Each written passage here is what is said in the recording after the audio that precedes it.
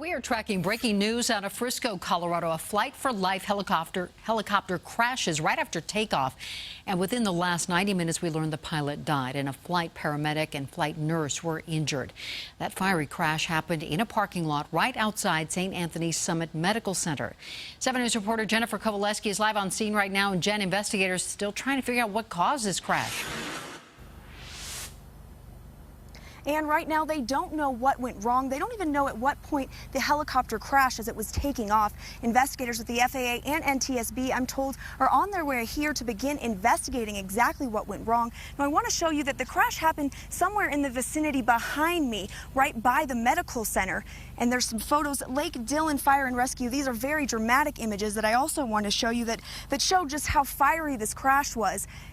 Lake Dillon Fire and Rescue tells me that when they got on scene, the helicopter burst into flames fairly quickly. This all happened at about 1:40 this afternoon. They were able to get the fire under control fairly quickly. But as you mentioned, Anne, unfortunately, the pilot was killed in this crash. A flight paramedic and nurse on board were also injured. I'm told that they've been transported to local hospitals. It's not clear what their conditions are at this point. Now, the helicopter came down, we're told, into a parking lot, and it did engulf a pickup truck and a motorhome that were in that vicinity.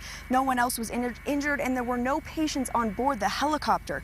It's still a very active investigation. We are continuing to gather details, and we'll bring you the very latest on our 7 News app.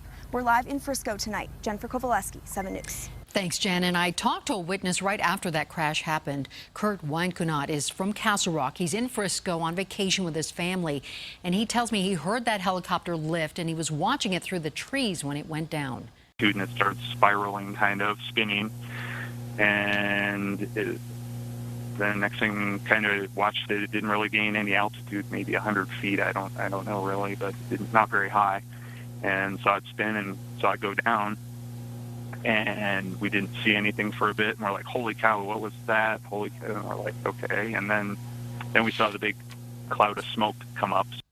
And it went into that parking lot. So we are continuing to get updates on what happened, and we will keep you updated throughout the night on our 7 News app, and then, of course, back here tonight on 7 News at 10 o'clock.